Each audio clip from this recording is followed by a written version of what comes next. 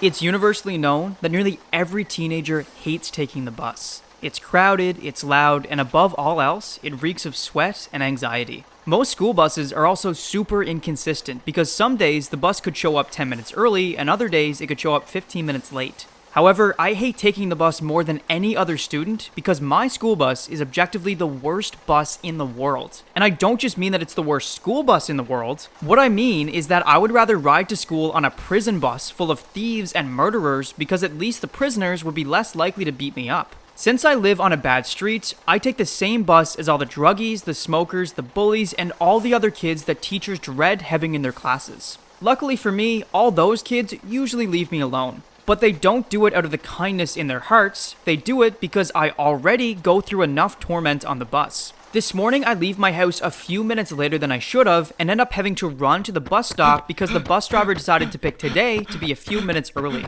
Unfortunately, I'm not exactly a great runner, so I'm lucky that the bus driver waits for me because no one would blame him if he just pretended that he didn't see me and drove off. When I finally make it on the bus, I'm dripping in sweat and out of breath. I manage to wheeze out, "Thanks," to the bus driver before walking down the aisle to find a seat. I try to avoid making eye contact with the other kids as I walk past them.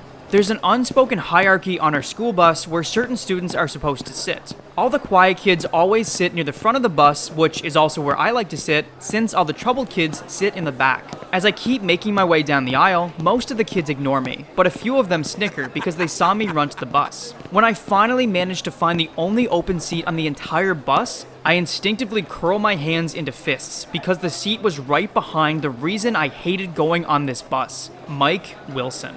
Everyone has that one person who they just can't stand. For me, that person is Mike Wilson. Mike is about a foot taller and at least 100 pounds heavier than me. He has greasy black hair that's always slicked back so it kind of looks like a mullet. He's built like a football player and always smells like cigarettes, which is because he smokes like a chimney. I had first met Mike a little over a year ago when he started boxing at my gym. At first, nobody really thought twice about why he decided to join the gym, as most people were more focused on his size and strength. However, it didn't take long for people to notice the bruises that constantly covered Mike's face and chest, which he wasn't getting from boxing practice. Mike's father never came to any of the boxing tournaments and Mike never talked about him, so nobody could say for sure. However, I once overheard a few of the other students at the gym whispering about how Mike's father was an alcoholic who was constantly taking his anger out on his teenage son. When I heard that, I tried my best to befriend Mike by offering to spar against him in training. Despite his size and strength, he initially lacked any technique, so I was able to beat him the first few times we boxed. However, Mike picked up on some different boxing techniques pretty quickly and was soon able to beat me in the ring. A few months after Mike had joined the gym, it started becoming obvious that he wasn't there to learn about the sport.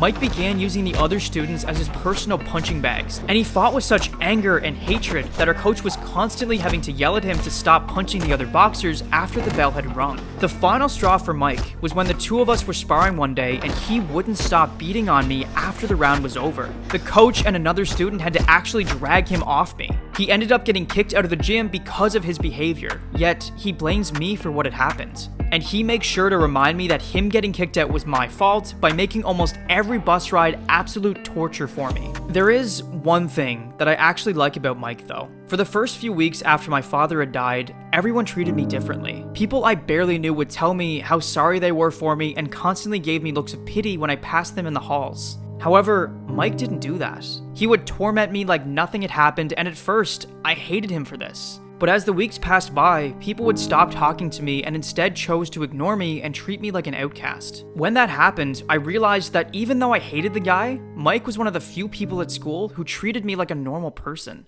I'm just about to pass by Mike's seat, so I keep my head down and hope he doesn't notice me. Just before I walk by him, the bus starts moving and the sudden movement makes me unbalanced. As I try to keep my balance, I don't notice Mike stick his leg out in the aisle. I trip over it, but manage to grab onto the seat beside me to stop myself from hitting the floor. Even though I don't fall, I still make a big scene, which Mike and his friends get quite the laugh out of. "Oh, you better watch where you step, Twig," Mike says sarcastically with a smirk on his face, "or you might fall down and hurt yourself." Twig is a nickname that Mike had made up for me. Back when we used to box together, I once told him that I hated how skinny I was. And so he made up the name Twig as a cruel reminder that he knew how much my size bothered me.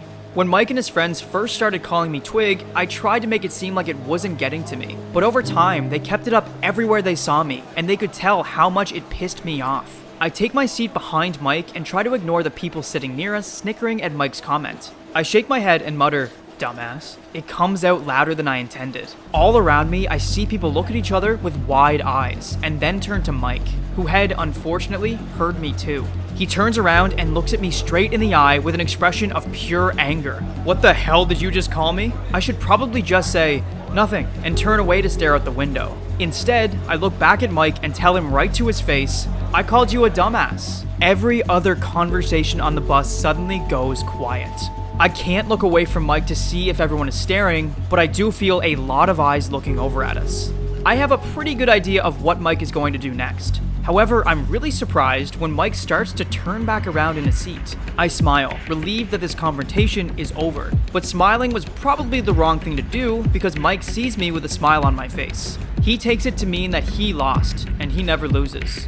Just as I'm expecting people to look away and go back to talking, Mike turns around and punches me right in the jaw. Immediately, the right side of my face goes numb. The punch knocks my glasses clean off my face and they land next to me on the bus seat. I instinctively press my hand to my face and blink back the tears. The bus is so quiet that you could have heard a pin drop. I look back up at Mike, who is staring at me with a smug grin on his face. He pulls a flask out of his jacket pocket and takes a swig. He then looks back at me and says, "Next time, you better keep your mouth shut." Everyone sitting around us erupts into cheer. Most people just clap, but some of them curse at me. What an idiot. One person even gives Mike a high five. As sad as it is to admit, this is a typical day for me. Mike trips me and punches me in the face, yet he somehow turns out to be the hero. I catch the bus driver looking back at us in his rearview mirror and wonder if he's going to do something. But he just goes back to looking at the road. He's not paid enough to get involved in high school fights. Once I get my glasses back on, I put in my earphones and try to tune everything out with some music. I stare out the window while rubbing my already bruised jaw, hoping that the worst part of my day is behind me.